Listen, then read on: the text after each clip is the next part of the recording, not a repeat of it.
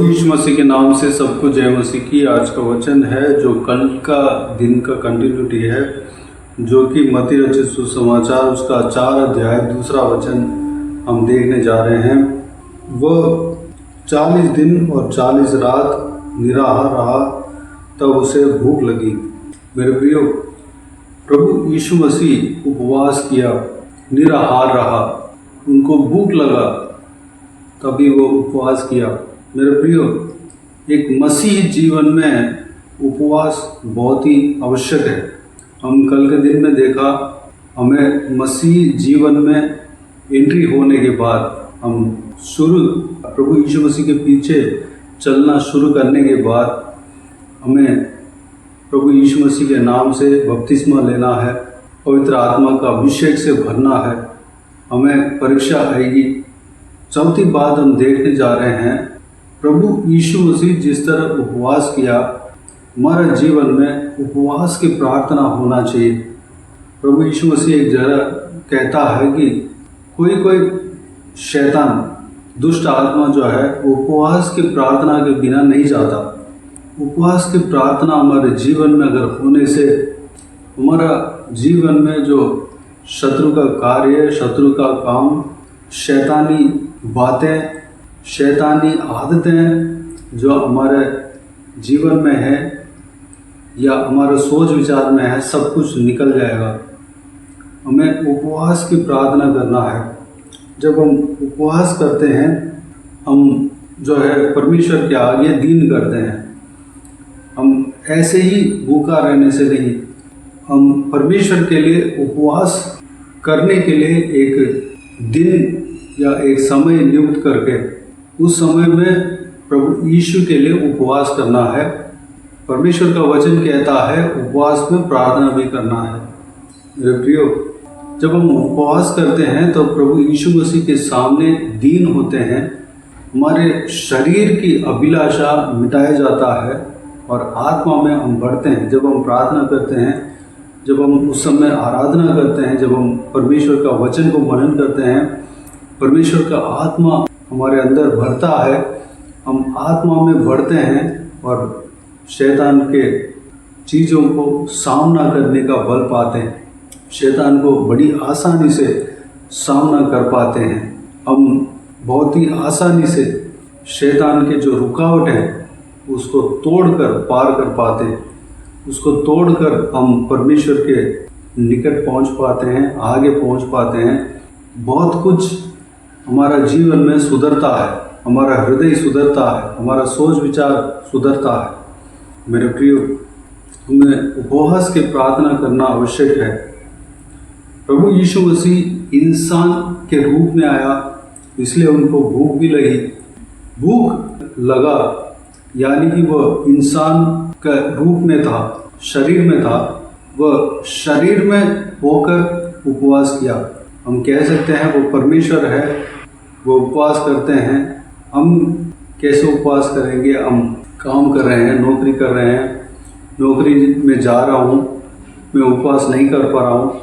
मेरे प्रियो, किसी भी समय को नियुक्त करके हमें परमेश्वर के लिए उपवास करने के लिए समय निकालना है और उस समय में या दिन या कोई भी समय उपवास के साथ प्रार्थना करना है।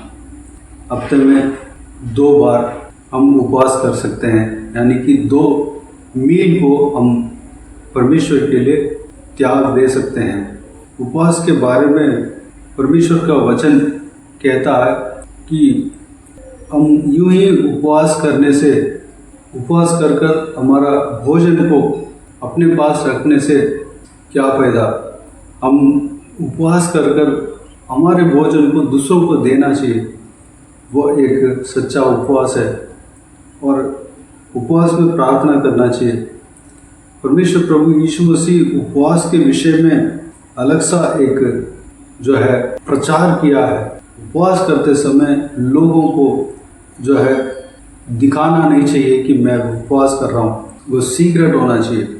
प्रभु यीशु जंगल में जाकर उपवास किया, अलग से जाकर उपवास किया, लोगों के बीच में लोगों को दिखाकर नहीं कि मैं उपवास कर रहा हूँ, मैं स्पिरिचुअली मैं जो है बड़ा हूँ, इस तरह दिखाया नहीं, बल्कि उपवास जो है सीक्रेट था। परमेश्वर का वचन यही कहता है, हम उपवास करते हैं तो वह सीक्रेट होना चाहिए।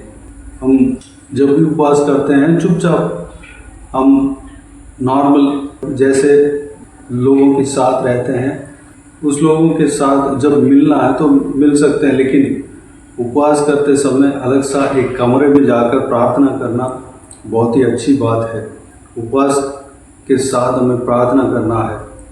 उपवास के साथ जब हम प्रार्थना करते हैं, परमेश्वर उसको और अच्छी तरह से ग्रहण करते हैं, उसका मुख्यता जो है बढ़ जाता है। मेरे प्रियो, प्रभु यीशु मसीह की तरह उपवास कर कर प्रार्थना करने के लिए डिसीजन लें, निर्णय लें, और आज से यानी कि इस हफ्ता से कभी भी आइंदा एक हफ्ते में 2 बार या एक दिन पूरा या 2 मील 2 बार खाना कैंसिल कर कर उपवास करें, प्रभु यीशु के लिए उपवास करें। यूं ही भूखा रहना वो अलग बात है, लेकिन प्रभु यीशु मसीह के लिए भूखा रहें, उपवास करें, सिर्फ पानी पी लें। अगर कुछ इश्यूज है तो आप थोड़ा बहुत बिस्किट वगैरह खाकर आप उपवास कर सकते हैं, या चाय पीकर मैं उपवास करता हूँ, इस तरह अगर आप कहेंगे तो 1 चाय या 2 चाय पीकर आप उपवास कर सकते हैं। या बहुत ही कमज़ोर है, मैं उपवास उतना नहीं कर पाता, तो एक ब्रेकफास्ट या लंच या डिनर आप जो है परमेश्वर प्रभु यीशु के लिए छोड़ सकते हैं, उस समय प्रार्थना कर सकते हैं। और 2 दिन के बाद और एक ब्रेकफास्ट या लंच या डिनर को छोड़ सकते हैं, या कंटिन्यू ब्रेकफास्ट या लंच छोड़ सकते हैं, या लंच डिनर को छोड़ सकते हैं।